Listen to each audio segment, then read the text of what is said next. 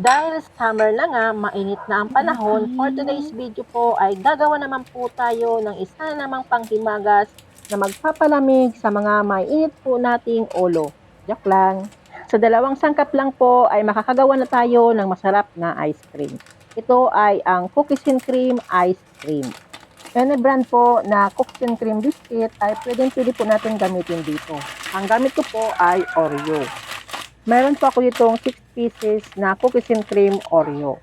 At isang lata po ng cream dinsada. Una po natin gagawin ay dudurugin lang po muna natin itong cookies and cream biscuit po natin. Isa-isa po natin itong dudurugin gamit po ng anumang available yung pangdurog dito sa biscuit po na ito o biscuit po natin gagamitin. Ang gamit ko po ay itong meat hammer na nabili ko pa po sa Shopee. Kung wala po kayo nito, kahit ano pong available nitong pandurog dyan, pwede po. Pagkatapos po nating madurog, iset aside muna po natin at durugin pa rin po natin yung natitira pa.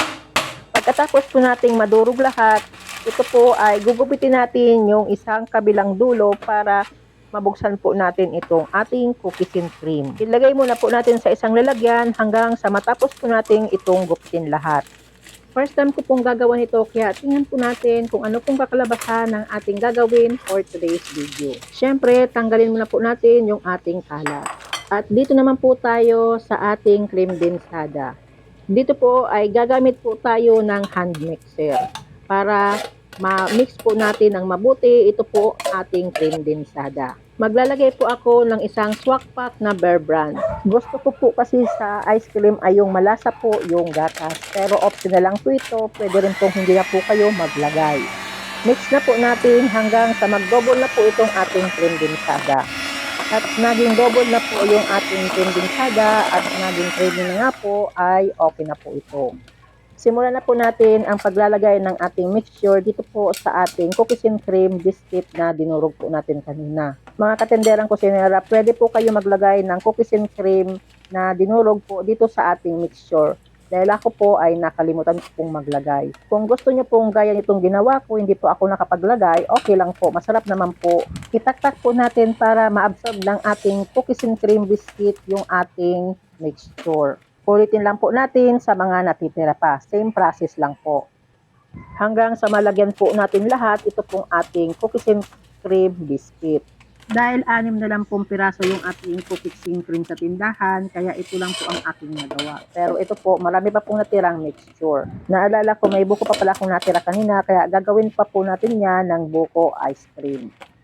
At heto na po lahat, nalagyan na po natin ng mixture, ito pong ating cookies and cream biscuit po natin. Heto na po siya.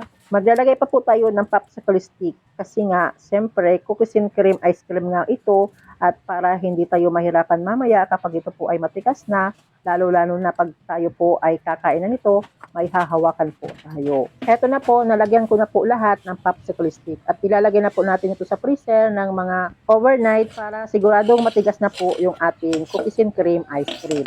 At itong natirang mixture po ay lalagyan ko po ng buko. Gagawin din po natin ng buko ice cream. Medyo frozen pa nga po pero i-mix na lang po natin dito sa mixture para lumambot na po. At ito po, nahalo na po natin yung ating buko dito sa mixture kaya ilalagay na po natin ito sa isang lalagyan na may takip. Ang gamit ko po ay itong microwavable na lalagyan. Ilagay na rin po natin ito sa freezer para tumigas na din po. After overnight, ito na po yung ating ginawang cookies and cream ice cream ay matigas na po. Kaya, try na po natin or mag-taste-taste na po tayo. Bago po natin tikman, sa mga hindi pa po nakapag-subscribe sa aking channel, pa-subscribe naman po, pa-like na din, at pa-click na din po ng notification bell para palagi po updated sa mga bagong video ko pong i-upload. Thank you po. At heto na po, tikman na po natin. Unang kagat, crunchy. Crunchy po itong ating cookies and cream. At ito naman pong ice cream. Wow, napakalasa po ng ating gatas. Napaka-creamy po. Wala ka pong malalasan o makakain na yellow. Napakalambot po talaga ng ating cookies and cream ice cream.